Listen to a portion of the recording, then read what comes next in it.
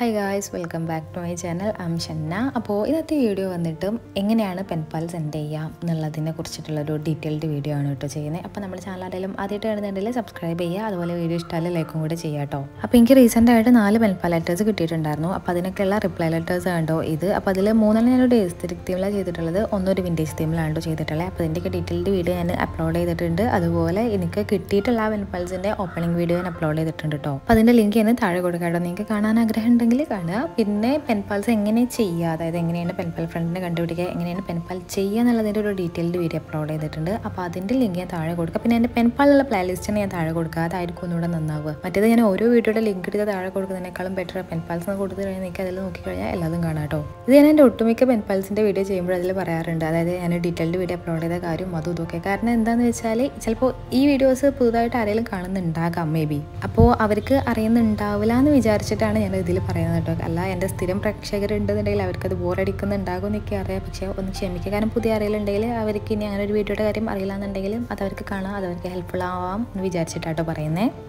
അപ്പോൾ പൊതുവേ പെൻപാൽസ് എങ്ങനെയാണ് സെൻഡ് ചെയ്യാമെന്ന് ചോദിച്ചു കഴിഞ്ഞാൽ നമ്മൾ പോസ്റ്റ് ഓഫീസ് വഴി ഓർഡിനറി പോസ്റ്റ് ആയിട്ടാണ് കേട്ടോ സെൻഡ് ചെയ്യാറുള്ളത്. അപ്പോൾ ഈ ഒരു ക്ലിപ്സിലുണ്ടോ ഇതുപോലെയാണ് നമ്മൾ പെൻപാൽസ് സെൻഡ് ചെയ്യാറുള്ളത്. പോസ്റ്റ് ഓഫീസിൽ പോയിട്ട് ഇതുപോലെ സ്റ്റാമ്പ് ഒട്ടിച്ചിട്ട് നമ്മൾ നേരെ ലെറ്റർ ബോക്സ്, അതായത് തപാൽ ബോക്സിൽ ഇടുകയാണ് കേട്ടോ ചെയ്യാറുള്ളത്. നോർമലി ഇങ്ങനെയാണ് പെൻപാൽസ് സെൻഡ് ചെയ്യാറുള്ളത്. അത് ഓർഡിനറി പോസ്റ്റ് ആയിട്ടാണ് നമ്മൾ ഡെക്കറേറ്റ് ചെയ്ത എൻവലപ്പ് ഡയറക്റ്റ് ആയിട്ട് അതുപോലെ സെൻഡ് ചെയ്യാറാണ് ചെയ്യാറ്. അപ്പോൾ അങ്ങനെയാണ് നമ്മൾ നോർമലി പെൻപാൽസ് സെൻഡ് ചെയ്യാറുള്ളത് കേട്ടോ. പിന്നെ ഈ വീഡിയോയിൽ നിങ്ങൾ കാണുന്നുണ്ടാവും ഞാനൊരു കൊറിയർ പാക്കിംഗ് ചെയ്യുന്നത്. അപ്പോൾ നിങ്ങൾ വിചാരിക്കും എന്തുകൊണ്ടാണ് ഞാൻ അത് ചെയ്തിട്ടുള്ളതെന്ന്.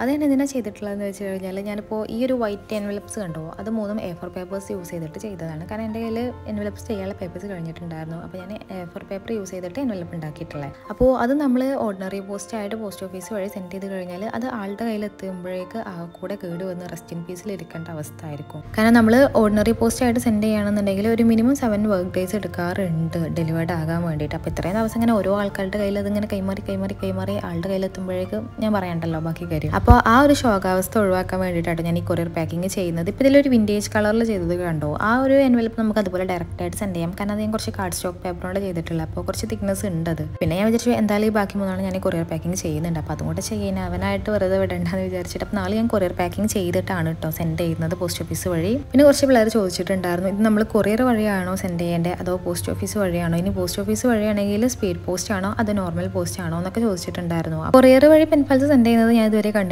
കേട്ടോ. നോർമലി പോസ്റ്റ് ഓഫീസ് വഴിയാണ് പെൻപാൽസ് സെൻഡ് ചെയ്യാറുള്ളത്. അതിൽ ഓർഡിനറി പോസ്റ്റ് ആണ് ചെയ്യാറുള്ളത് കേട്ടോ.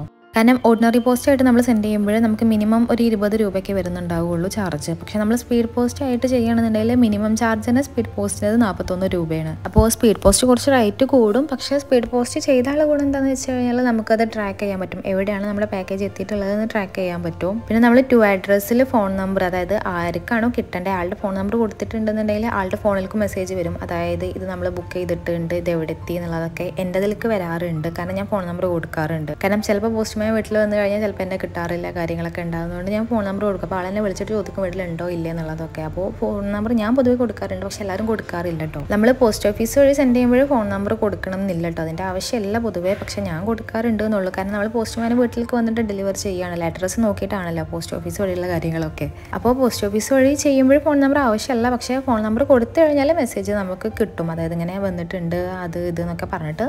പിന്നെ നമ്മൾ കൊറിയർ വഴി അയക്കുമ്പോൾ എന്തായാലും ഫോൺ നമ്പർ കൊടുക്കുന്നുണ്ട്. കാരണം കൊറിയർ വഴി സാധനങ്ങൾ വരുമ്പോൾ നമ്മൾ എന്തായാലും ഫോൺ വിളിച്ചിട്ടാണ് അവരെ കോൺടാക്ട് ചെയ്യുക. അപ്പോൾ അതിൽ ഫോൺ നമ്പർ മസ്റ്റ് ആണ്. ഇനി ഓർഡിനറി പോസ്റ്റ് വഴിയുള്ള കാര്യം പറയട്ടെ. ഓർഡിനറി പോസ്റ്റ് ആയിട്ട് സെൻഡ് ചെയ്യുകയാണെന്നുണ്ടെങ്കിൽ ഞാൻ പറഞ്ഞല്ലോ നമുക്കൊരു 20 രൂപയൊക്കെ മാക്സിമം വരുന്നുണ്ടാവുള്ളൂ. പിന്നെ നമുക്ക് 7 വർക്ക് ഡേയ്സ് വരെ കിട്ടുള്ളൂ സാധനം കേട്ടോ. പക്ഷേ സ്പീഡ് പോസ്റ്റ് ആണെന്നുണ്ടെങ്കിൽ നമുക്കൊരു 3 to 4 വർക്ക് ഡേയ്സിൽ നമുക്ക് സാധനം കയ്യിൽ കിട്ടും. പിന്നെ ഓർഡിനറി പോസ്റ്റ് ആകുമ്പോഴുള്ള പ്രശ്നം എന്താണെന്ന് വെച്ച് കഴിഞ്ഞാൽ നമുക്ക് ട്രാക്ക് ചെയ്യാൻ പറ്റില്ല എവിടെ എത്തി എന്നുള്ളത്. സാധനം കയ്യിൽ കിട്ടിയാൽ തന്നെ നമുക്കത് കിട്ടിയെന്ന് പറയാൻ പറ്റുള്ളൂ കേട്ടോ. കാരണം ഓർഡിനറി പോസ്റ്റ് ആയിട്ട് സെൻഡ് ചെയ്യുമ്പോൾ കുറേ സാധനങ്ങൾ മിസ്സായിട്ടുണ്ട്, അങ്ങനെ കുറേ കേസുകളും കേട്ടിട്ടുണ്ട്. പക്ഷേ നമ്മൾ കേരളത്തിൻ്റെ ഉള്ളിലേക്കുള്ള പെൻപാൽസൊക്കെയാണ് സെൻഡ് ചെയ്യുന്നത് എന്നുള്ള, അതായത് നമ്മൾ വേറെ ജില്ലകൾക്കൊക്കെയാണ് സെൻഡ് ചെയ്യുന്നത്, അല്ലെങ്കിൽ നമ്മുടെ നിയർ ബൈ ഉള്ള സ്ഥലങ്ങൾക്കൊക്കെ ആണെന്നുണ്ടെങ്കിൽ നമ്മൾ ഓർഡിനറി പോസ്റ്റ് ആയിരിക്കും ചെയ്യുന്നത് നല്ലത്. അതൊക്കെ ഒരുവിധം എത്താറുണ്ട്. ഇനി നമ്മൾ ഔട്ട് ഓഫ് കേരള ചെയ്യുകയാണെന്നുണ്ടെങ്കിൽ ഞാൻ അധികം സ്പീഡ് പോസ്റ്റ് ആയിട്ടോ സജസ്റ്റ് ചെയ്യും. ഓർഡിനറി പോസ്റ്റ് ആയിട്ട് സെൻഡ് ചെയ്യുന്നതിന് കുഴപ്പമില്ല, ഞാൻ സെൻഡ് ചെയ്തൊക്കെ എത്തിയിട്ടുണ്ട് ഇതുവരെ. ഞാൻ ഫസ്റ്റിലൊരു ക്ലിപ്പ് കാണിച്ചില്ല, അത് ഞാൻ ഒന്ന് ബാംഗ്ലൂരും ഒന്ന് അമേരിക്കയും ഒന്ന് ഇന്തോനേഷ്യയും സെൻഡ് ചെയ്തിരുന്നു. 3 ഓർഡിനറി പോസ്റ്റ് ആയിട്ടായിരുന്നു സെൻഡ് ചെയ്തിട്ടുണ്ടായിരുന്നത്. ആ 3 ഡെലിവേർഡ് ആയിട്ടുണ്ട്. പക്ഷേ ചില സാഹചര്യങ്ങളിൽ നമ്മൾ സെൻഡ് ചെയ്യുമ്പോൾ മിസ്സാവാറുണ്ട്. ഇപ്പോൾ എനിക്ക് ഒരാൾ കൊൽക്കത്തയിൽ സെൻഡ് ചെയ്തിട്ടുണ്ടായിരുന്നു, അതൊക്കെ ഇതുവരെ ഡെലിവേർഡ് ആയി. ആൾക്ക് സെൻഡ് ചെയ്തതിൻ്റെ ഫോട്ടോ അയച്ചു തന്നിട്ടുണ്ടായിരുന്നു, പക്ഷെ അത് ഇതുവരെ ഡെലിവേർഡ് ആയിട്ടില്ല. അപ്പോൾ ഞാൻ പോസ്റ്റ്മാൻ്റെ അടുത്ത് ഞാനൊരു ഒരു 3-4 months ഒക്കെ വെയിറ്റ് ചെയ്ത്. എന്നിട്ട് ഞാൻ ആളുടെ അടുത്ത് പറഞ്ഞത് വരെ കിട്ടിയിട്ടില്ല. പിന്നെ പോസ്റ്റ്മാൻ്റെ അടുത്ത് കോൺടാക്ട് ചെയ്തപ്പോൾ ആളുടെ അടുത്ത് പറഞ്ഞത് നമ്മളിങ്ങനെ പുറത്തേക്കൊക്കെ ചെയ്യുകയാണെന്നുണ്ടെങ്കിൽ ഏറ്റവും ബെറ്റർ നമുക്ക് സ്പീഡ് പോസ്റ്റ് ആണെന്നാണ് പറഞ്ഞത്. കാരണം നമുക്ക് ട്രാക്ക് ചെയ്യാൻ പറ്റും. പക്ഷേ നമ്മൾ എന്താ പറയുക, ഔട്ട് ഓഫ് ഇന്ത്യ ചെയ്യുകയാണെന്നുണ്ടെങ്കിൽ സ്പീഡ് പോസ്റ്റ് കുറച്ചും കൂടെ റേറ്റ് കൂടാൻ ചാൻസ് ഉണ്ട്. നമ്മൾ നോർമലി കേരളത്തിൻ്റെ ഉള്ളിലാണെന്നുണ്ടെങ്കിൽ 41 രൂപയാണ് സ്പീഡ് പോസ്റ്റിന് വരാറുള്ളത്. ഇനി ഔട്ട് ഓഫ് കേരളയിൽ 41 അല്ലെങ്കിൽ ഒരു 50 രൂപയായിരിക്കും മാക്സിമം വരാറുള്ളത്. പക്ഷെ നമ്മൾ ഔട്ട് ഓഫ് ഇന്ത്യ ചെയ്യുകയാണെന്നുണ്ടെങ്കിൽ അതിലേറെ കൂടും കേട്ടോ. കാരണം നമ്മൾ ഓർഡിനറി പോസ്റ്റിന് ഔട്ട് ഓഫ് ഇന്ത്യ ചെയ്യുകയാണെന്നുണ്ടെങ്കിൽ 100 രൂപ വരും മിനിമം ചാർജ്.